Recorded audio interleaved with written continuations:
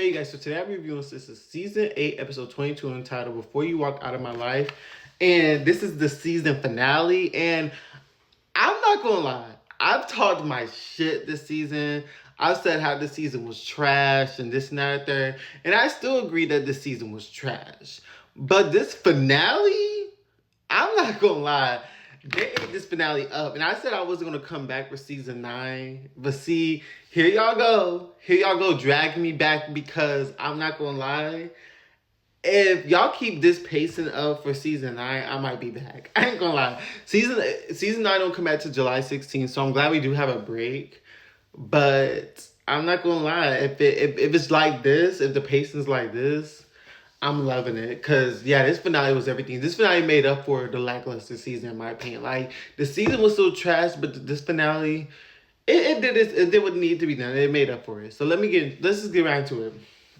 The episode starts off with Sabrina and Calvin, talking about everything. Sabrina explains to Calvin how she knows that she wants to be a mother now, but, Rich didn't want to give up his sperm at first, and then she tried to get Damani, and then Rich was going to give his sperm. Then it came back that he wasn't eligible to do the sperm, so then she still wanted to do Damani's sperm.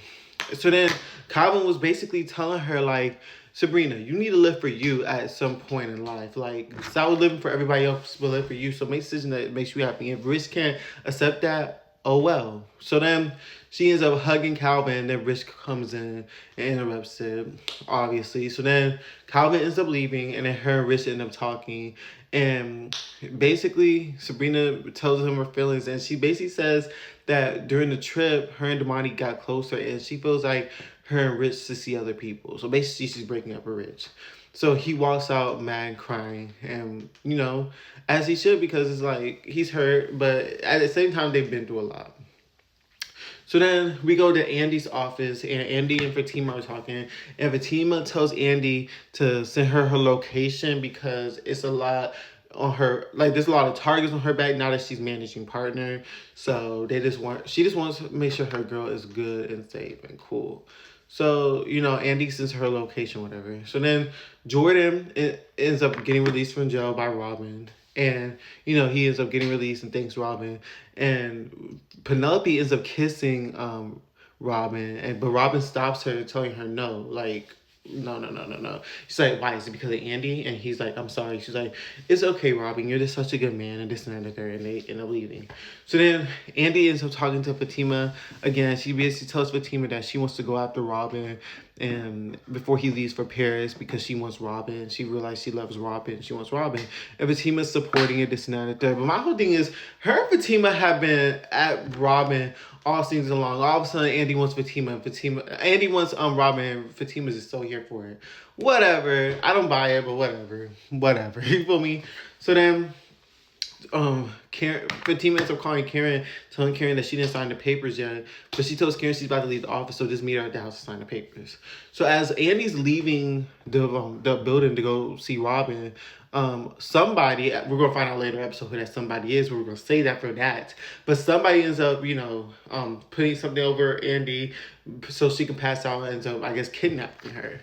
So we're gonna get to that at the end, but basically, Karen stops by the house. Well, before that, okay, so Zach and Fatima are talking, and Fatima walks in, she sees that Zach is still trying to do the board about who stabbed Gary, but Fatima said, I thought we let that go, this and that, third.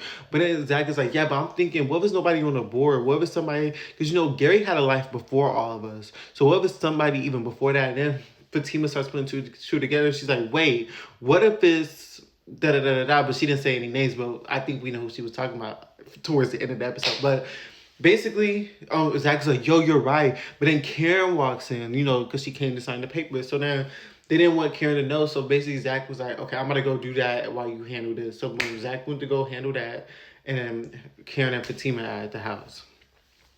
So then Sabrina's on the phone with Danny, and she telling Danny what happened, and she's packing Rich's stuff, packing his stuff in a bag. And then Danny basically, tells her that, just enjoy the single life and this and that and the third. So then Tony ends up coming over Danny's house, and Tony basically tells Danny that the managing partners or the corporate HR, they're basically telling Tony that he needs to transfer to Alaska. So that was that. So then, what else am I missing? I'm trying to get all the little stuff out of the way so we can get into this grand ending. So then, I feel like I'm missing something, but it's probably not that important. So then we basically get to Rich, Penelope, and Jordan are together. They're drinking, and Jordan has had a lot to drink, so they take him to his car or whatever. So then Penelope comes back to help Rich clean, and they end up talking, reminiscing about the good old days, and then they end up kissing and having sex. I'm like, Penelope and Rich, what the fuck? Like, okay. So Penelope and Rich end up having sex, and Sabrina walks in and runs out, and he runs after Sabrina. My thing is, Sabrina, didn't you just break up with him? That's what I be talking about. Girl, bye. Like, girl, you just broke up with him. It was a little weird that Penelope and Rich were having sex, but it shouldn't matter to you, Sabrina, because you just broke up with him. But okay. So then basically, Karen ends up signing the papers, and as she's getting ready to leave Fatima's house, her water breaks in the kitchen. So Karen's about to have that baby, or those babies. So that's that. She's about to have those babies at the house. So then let's get to this end.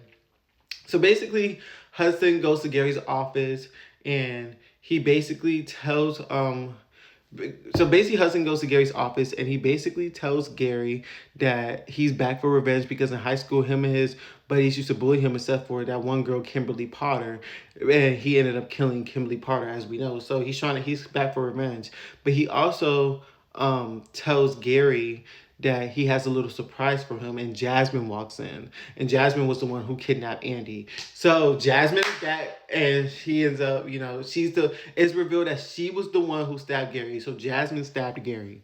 So then they're about to kill Gary and Andy once and for all, and then that's when Hudson ends up out of nowhere just shooting Jasmine out of freaking nowhere, and we're all like, what the hell? So I guess Jasmine's dead now. And then Hudson starts pointing the gun at Andy, but then Zach walks in, and then there's a little tussle at the end, and then there's a gunshot that goes off. So we don't know who got shot. So that was the end of this season. Like I said, I enjoy seeing Calvin again. I enjoy seeing Jasmine again. Even though they killed Jasmine off. Brought her back just to kill her off, I guess. But this was a good finale. And season 9 comes back July 19th or 16th, something like that. So I will see you guys for season 9. Shoot. I mean, I know season 8 was a dull, but the way they end this season, I'm low-key excited for season 9. So I will see you guys in July, and I'll hope you have a nice day.